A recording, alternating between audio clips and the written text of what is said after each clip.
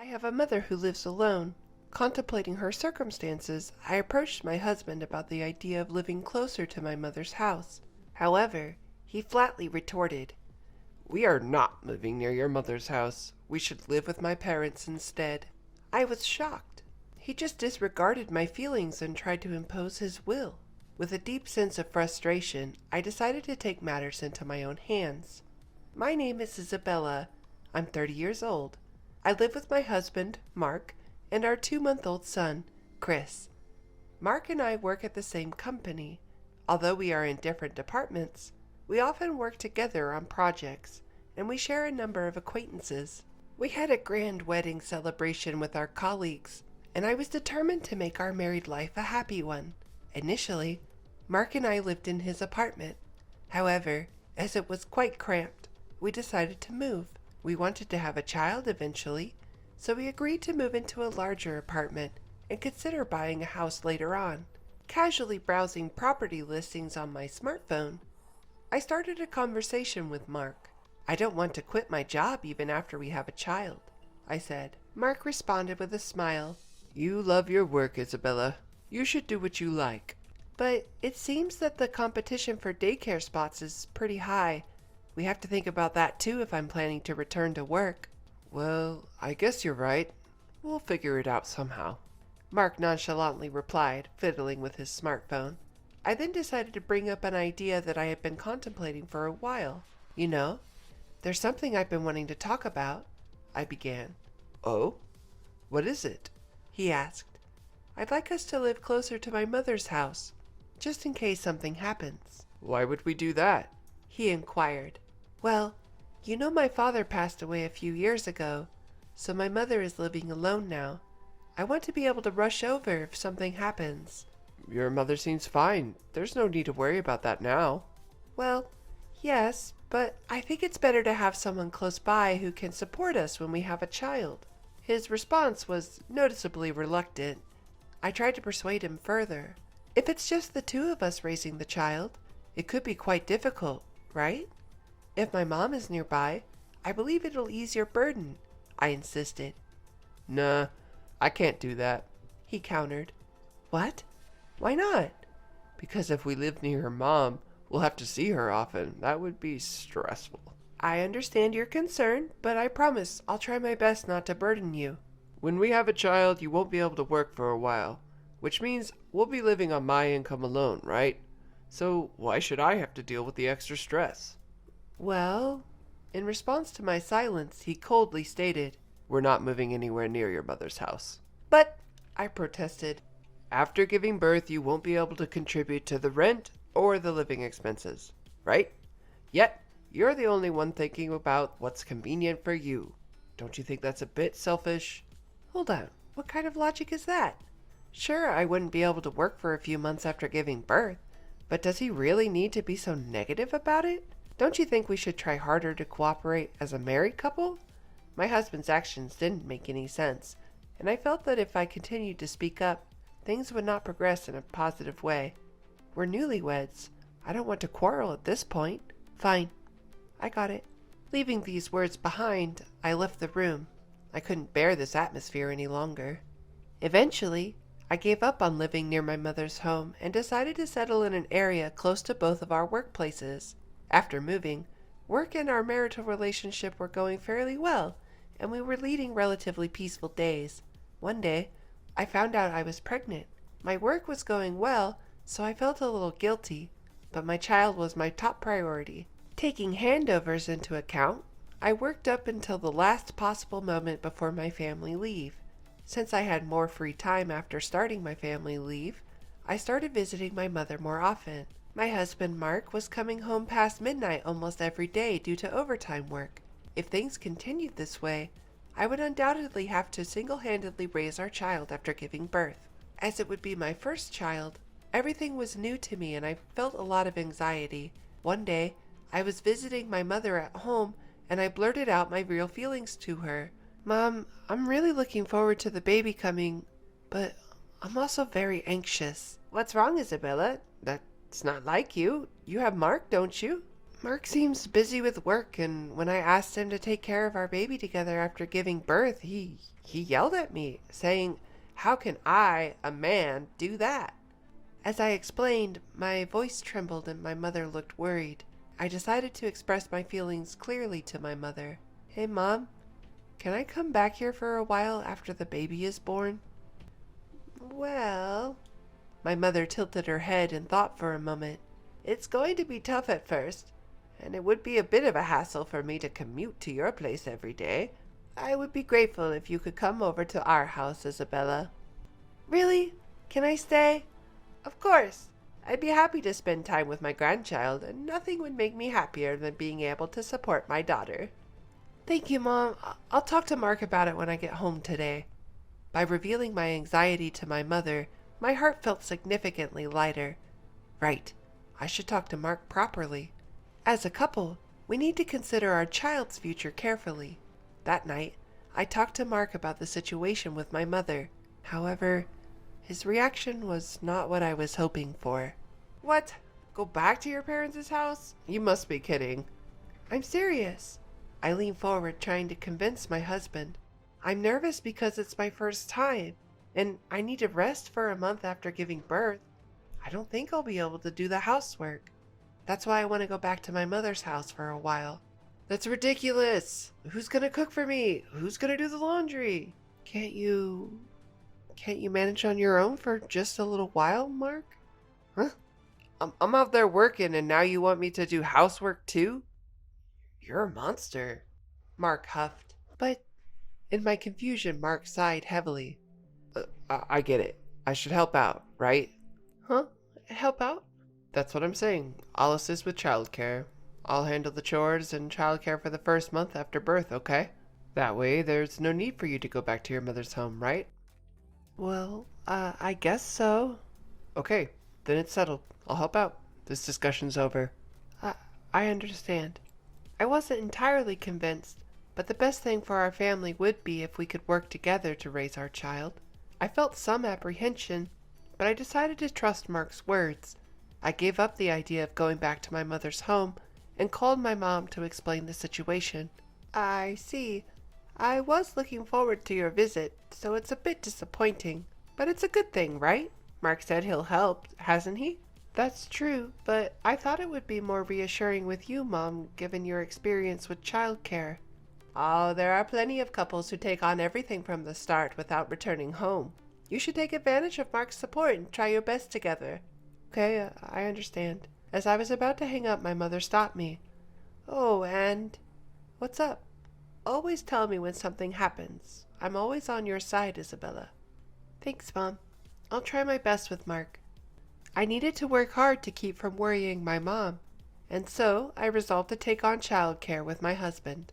A few days later, our first son was born, and the tumultuous life of parenting began. As promised, Mark did help out, albeit in a limited way. His involvement amounted to doing some light shopping after work and taking out the garbage, tasks I had managed. However, Mark was stubbornly hands-off when it came to childcare. He had never changed a diaper or even made a bottle. I was tired from the unfamiliarity of childcare and had no energy to complain. This kind of parenting life continued for about 2 months. One evening, after putting our son to bed and returning to the living room, Mark arrived home. "I'm home." "Welcome home. I'll start making dinner, so just wait a bit." "What? At least keep something ready to heat up. You're not good at managing things, are you?" "Well, what can I do? Our little Chris just fell asleep." It's been 2 months and you still can't get him to sleep properly? Never mind. I'll go take a bath first. Have dinner ready by the time I'm out." With that, Mark left the room. What was that about? Who does he think he is? Why does he demand perfection from me when he doesn't contribute to childcare at all? My irritation built, and I wanted to throw something, but I couldn't wake up Chris, who had just fallen asleep. I held back my anger. 30 minutes later, without saying a word, Mark started eating his dinner right after he got out of the bath. As I stared at him, shocked by his behavior. "Oh yeah, I have something to talk about." Mark stopped me. "Talk?